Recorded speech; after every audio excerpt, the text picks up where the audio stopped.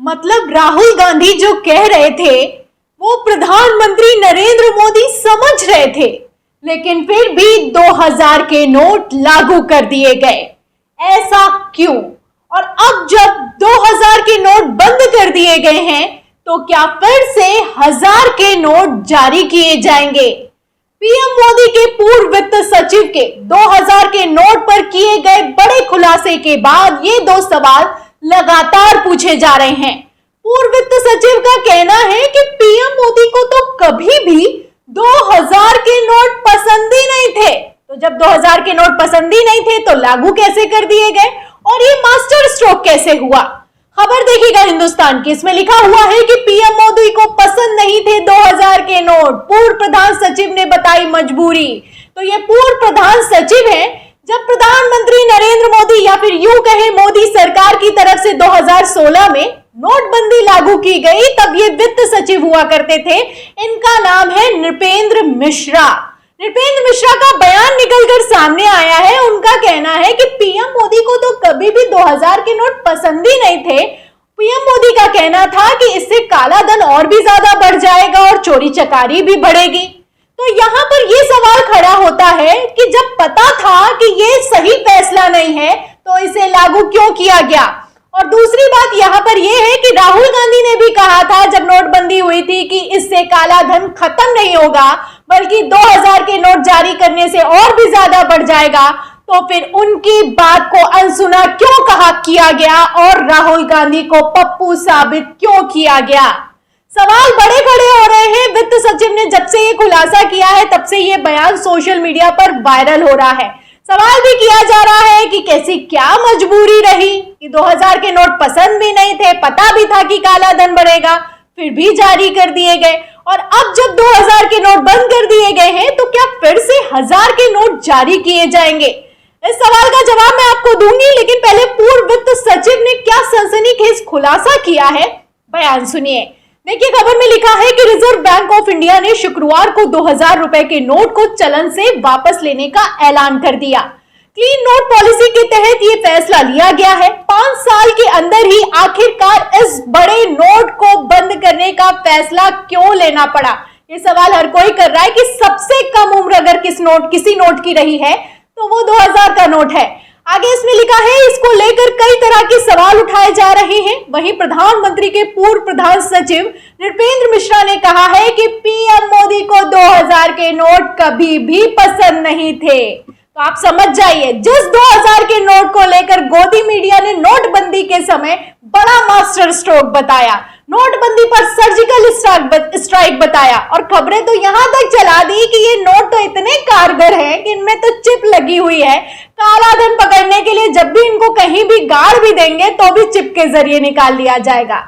अब इस बयान से समझ जाइए कि जिसको प्रधानमंत्री नरेंद्र मोदी तक पसंद नहीं कर रहे थे उसको गोदी मीडिया ने मास्टर स्ट्रोक साबित कर दिया। इन खबरों से गोदी मीडिया की कितनी फजीहत होती है आप देख सकते हैं। फिलहाल नृपेंद्र मिश्रा जो कि पूर्व प्रधान सचिव है पीएम मोदी के, उन्होंने क्या पूरा बयान दिया है, उनका बयान सुनिए।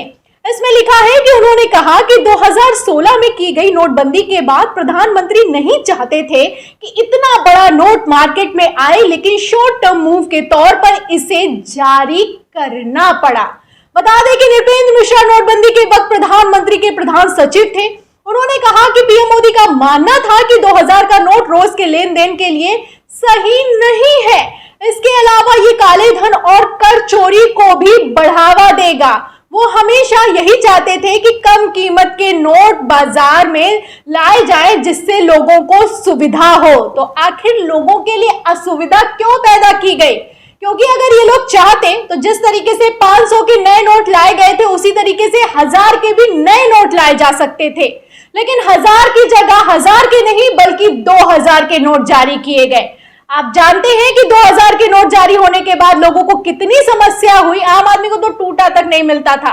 और सबसे बड़ी बात यह है कि ये भी सवाल खड़े हुए कि आप नोटबंदी के जरिए काले धन पर नकेल कसने की बात कर रहे हैं, लेकिन इस 2000 के नोट से तो और काला धन बढ़ेगा क्योंकि लोगों को कंटेन करने में आसानी रहेगी।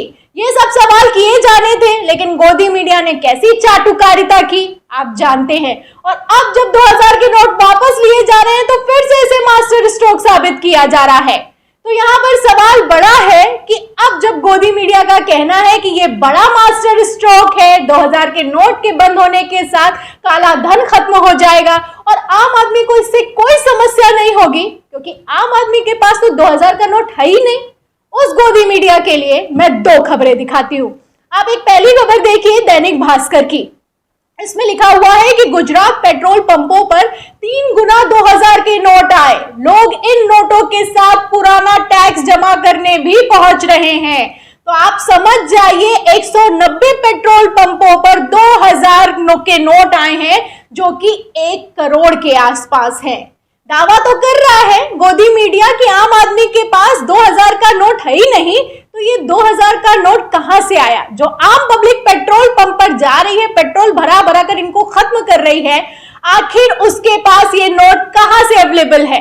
दावे बड़े बड़े किए जाते हैं, लेकिन दावों से असलियत क्या है आप इन खबरों से अंदाजा लगा सकते हैं।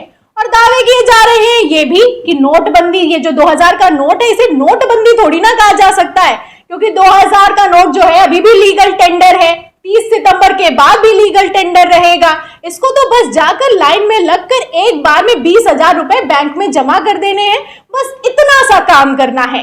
फिलहाल आपको बता दें, जिसे लीगल टेंडर कहकर छाती ठोकी जा रही है, वो लीगल टेंडर अब लीगल टेंडर के तौर पर काम नहीं कर रहा है, क्योंकि लोग स्वीकार ही नहीं कर रहे हैं। जिस नोट को जाकर अगर आप मान लीजिए कि आपको 2000 का नोट दिया जाए, तो आप भी 2000 का नोट लेने में हिचकिचाएंगे, क्योंकि जिसे लेकर आपको खुद लाइन में लगकर उसे वापस जमा करना पड़े, तो उसे 2000 के नोट को कौन ही लेगा। इसी से जुड़ी एक और खबर आपको दिखाती हूँ। खबर देखिए न्यूज 24 की। इसमें लिखा है कि यूपी गाजियाबाद के मोदी नगर में व्यक्ति ने ऑटो चालक को दिए 2000 रुपए का नोट, चालक ने व्यक्ति की पिटाई कर दी।